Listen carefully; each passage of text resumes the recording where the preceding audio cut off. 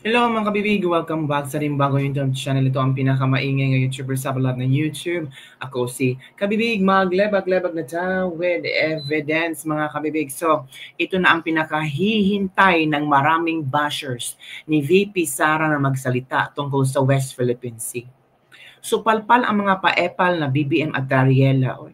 Kasi feeling na ni BBM ba na si VP Sara ay binansagang pro-China kasi hindi nagsasalita, walang imik tungkol sa West Philippine Sea, knowing hindi naman trabaho yan ni VP Sara. Trabaho yan ni BBM. Kaya BBM, magsalita ka. O, eto na. Binasya naman si VP Sara kasi mali-mali daw ang kanyang statement hinggang sa West Philippine Sea. Hindi nyo lang naintindihan. Ibabash nyo? Lawyer yan? Pinag-aralan lahat ng kung anong pwede niyang pag-aralan to prepare herself for being a politician, tapos sabihin yung walang alam, banga, anang tulala, Fiona pa ang yung iba sinasabi. Ay, mahimik kayo, oy. Mahiya kayo sa mga sarili nyo ba, mga feeling talaga kayo, oy. Kayo lang kaya mag-presidente, mag-vice presidente, no? O eto kapibig ha, kainin nyo ang statement ni VP Sara tungkol sa West Philippine Sea.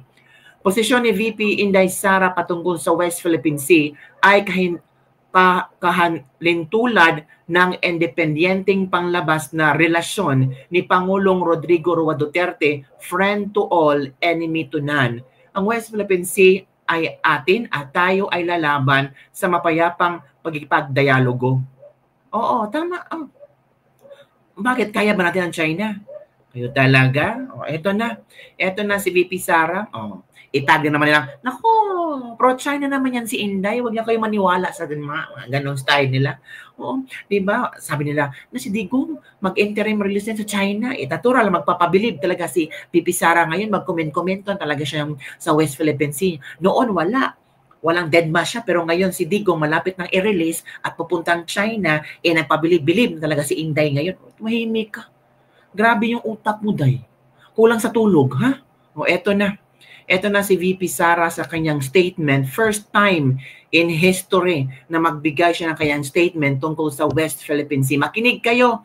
Buksan ang utak. Foreign policy.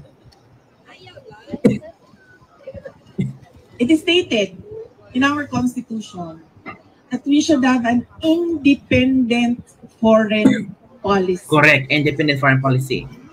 That do not lean to a foreign power. That Correct. Do not favor US or do not favor China. Yan na lang ang example natin kasi yan naman ang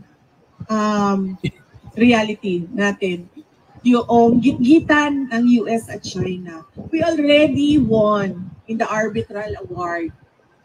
We already have an award from that case that we filed with using the UN Convention on the Law of the Seas. Nanalo na tayo dyan. Alam na ng buong mundo na sinabi sa arbitral award sa Pilipinas yan. And therefore, the only thing that you need to do is force the recognition and the implementation of the award through diplomatic channels. Correct. Hindi yung kikilingan mo, tama ba ang Tagalog, ma'am? Kikilingan mo ang isang foreign power, papapasukin mo ang mga missile Correct. ng foreign power sa bansa mo na alam mong kinaiinisan noong kalaban niya na wala ka namang kinalaman sa gitgitan nilang dalawa. Tama. Tama, independent foreign policy. Huwag kang gumawa ng action na pwedeng ikasisira sa magandang relationship ng Philippines and China. Natural, alam mo naman, China and US magkalaban yan. Tapos, itong si Bongbong Marcos, oo, sinabihan lang ng Amerika na we will put missile and okay na okay. Hindi na inisip ba na kung ano kaya interpretasyon ng China sa ginawa ni Bongbong Marcos? Tama si VP Sara. Dapat independent ka. Dapat alam mo, friend to all. Diba? Friend ka sa lahat. Huwag kang maging kalaban sa lahat din. Dapat, ano ka lang, nasa gitna ka lang. Kasi kung magkagyera ang Amerika at China, of course, sa gitna din tayo. Anong mangyayari? Damay-damay na to. Di ba? That is not independent foreign policy. Yung problema natin sa West Philippine Sea do not make up Correct. our entire relations with China. And so therefore, there is no reason for you to lean towards the US. Mm-hmm. You have to always stay in the middle because you are not a part of the bigger conflict. Correct. Tama. You always stay in the middle. Correct. You are friends with US? Yes. You are friends with China? Yes. And why not? Diba? And we are friends with Australia. We have very good bilateral relations. Correct. With Australia. In fact, we want to take it to the next level and forge stronger ties with Australia. And not just Australia, with other countries as well. Kung si VP Sara pa nung nagtumakbong presidente, no? Parang ang malinaw sa atin yung foreign policy natin. Baka yung walang gitgitan dyan sa West Philippine Sea. Baka yung taga-China naintindihan, di ba? Tapos, baka payapa ang Pilipinas ngayon. Baka until na yung nadudroga, yung mga pusher, mga landlord, baka ngayon takot pa rin. Kasi, tumataas na yung percentage ng mga lulong ngayon. Lulong at lalay. So, I do not understand why is our independent foreign policy lost Tama. Nawala in the talaga. discussions. Dapat niyan, kaibigan mo lahat. Correct. Huwag kang kumampi. Dahil hindi mo naman problema ang problema nila. Hindi mo naman away ang away nung isa. Correct. Saan mo gagamitin yung missile? Sino ang gigira sa Pilipinas? Tama, mga kapit. Para saan yung missile? Diba? Ewan ko kay Bongbong Marcos kung ano ang nasa isip niya. Tantas yung ibang tao ba? Yung mga pro-Marcos, yes, maganda yan. In preparation pag may gera. So you're praying for gera? You're praying na baka tomorrow or kung anong oras magigirahin tayo ng China? Kaya may misa para ready tayo kung girahin tayo ng China. So it means gusto mong magkagera between China and Philippines. Diba? Sabi nga ni VP Sara, dapat friend to all, enemy to none. Kaibigan natin lahat at hindi kaaway natin lahat. Dapat nasa gitna lang tayo. Yun ang pino-point out ni VP Sara. Ito yung independent foreign policy ni Digong noon eh. Kaya nga, nung panahon ni Digong, konti lang yung gitgitan doon sa China at kung meron man, ay agad marisolba. Ngayon, every now and then, may mga balita tungkol sa West Philippine Sea. Sino ba na hindi magagalit? Sabihin na naman tayo, mga pro-China yung mga DDS. Pro-China na kung pro-China, wala kaming pakialam. Diba? Gusto lang namin yung katiwasay, yung payapa ng pamumuhay, nung walang kaaway. Yung hindi parang every now and then, kung may giyera sa ibang bansa at makisali ang Amerika, posibleng masali pa ang Pilipinas. Di ba, Kabibing? Nakita nyo na ang punto ni VP Sara. Yung iba, hindi talaga makikita yan. Kasi naisip na, maganda talaga ang Amerika. Maganda nga ang Amerika. Malaking tulong ang Americans, ng Amerika sa ating lahat. Pero kung lalagyan tayo ng missile, para saan nga? Sino bang gigira sa Pilipinas? Tanungin mo, may kaaway ba ang Pilipinas? China. Talaga ba? Handa ang Pilipinas makipag-away sa China? Ang Pilipinas nga, hindi pa nga nag-execute ng mandatory repatriation doon sa Israel at Iran na marami mga OFW doon na sobrang problemado na at humihingi ng saklolo. Tingnan mo nga, try to imagine. Kaya ba ng Pilipinas? Hindi nga natin kaya kunin ang mga Pilipino doon na naiipit sa gulo, sa giyera ng Israel at Iran. Tapos maglagay pa tayo ng missile. Ay, ewan kabibig. So eto kabibig, foreign policy ni Bongbong Marcos hinggil sa West Philippine Sea. Pakinggan natin si Bongbong Marcos in interview like Cheryl Cosim. Okay, let's listen. Ganoon po ang mainit na usapin ngayon. Punta ako sa politika, impeachment, Mr. President.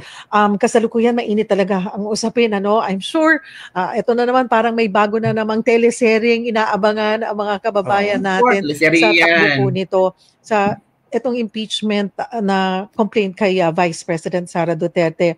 May mga aligasyon po na ang pagkaantala nitong proseso ay dulot ng personal o pampolitikang interes. Ano po ang inyong pananaw dito? Lahat ng impeachment process nasa legislatura yan. It's between Congress and the Senate. That's not my... I'm busy with the transport, with the rice, with all of the different things that we are doing.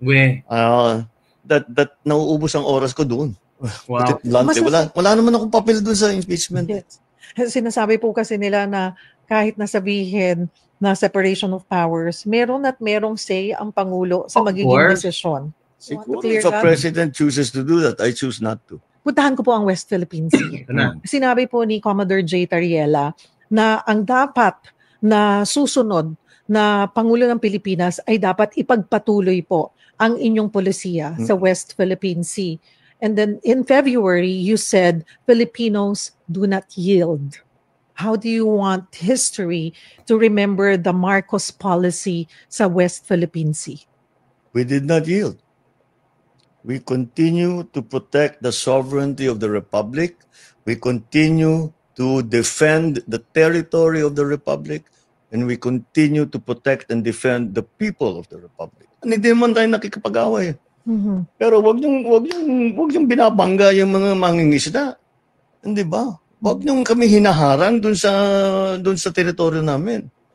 Yun, ipaglalaban talaga namin yan.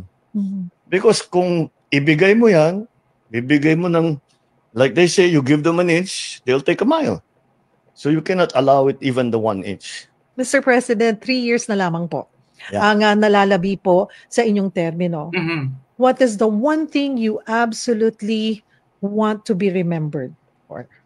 We made a change for the better. This has been my guide in all the positions I've taken. The worst thing that can happen is umupo ka doon sa position mo na nagsilbi ka, umalis ka, walang pinagbago. Uy, totoo yun. Walang pinagbago talaga. Uy, walang pinagbago. Yung 3 years kang umupo, puro Duterte na lang yung topic ninyo. Kung paano sirain ang mga Duterte, paano ipa-impeach si VP Sara, paano napunta si Pangulong Duterte sa ICC. Meron bang bagong achievement, infrastructures, magandang programa para sa kahirapan? Ayuda, oo. Paalala ka ng tao sa ayuda. Magaling kayo sa ayuda at sa flood control projects. Yun talaga ang maalala ng mga tao, yung change. Oo nga, malaking change yun. Malaking change sa buhay ng mga tao kung saan naapektuhan sila negatively, hindi positively. Walang bagong Pilipinas, gumising ka. So yun lang kabibig, ang ating Ladies Lebak-Lebak for today. Buti pa si VP Sara, no? Maganda ang kanyang foreign policy. Kung sana, si VP Sara na lang ang presidente. Wala sanang gitgitan dyan sa West Philippine Sea.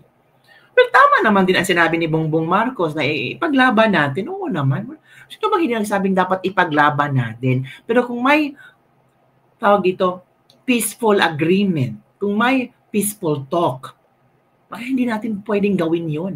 Kung nagawa ni Pangulong Duterte, kung naging close ang China sa Pilipinas noong panahon ni Pangulong Duterte, bakit hindi magawa ni Bongbong Marcos?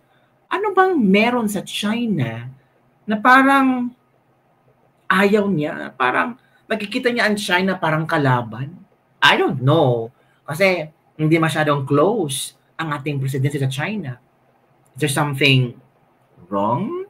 Nako po. Mas close ang Pilipinas sa Amerika. Si BBM nga, trying his best na makausap si Trump kasama si Lisa Marcos. Kahit yung pag-attend ng funeral ni Pope Francis. Pumunta talaga sila, trying to get attention, trying to get a meeting with Trump, pero wala. So mas pinaboran or mas gusto ni BBM na punta ang Pilipinas sa side ng Amerika. Posible, di ba? Malapit na siyang umalis sa kanyang pwesto. Ang tanong, aalis ba yan? Halak. Yun lang po, kabibig, ang ating latest debate for today. Don't forget to like, subscribe, and share this video. Bye everyone. See you next time.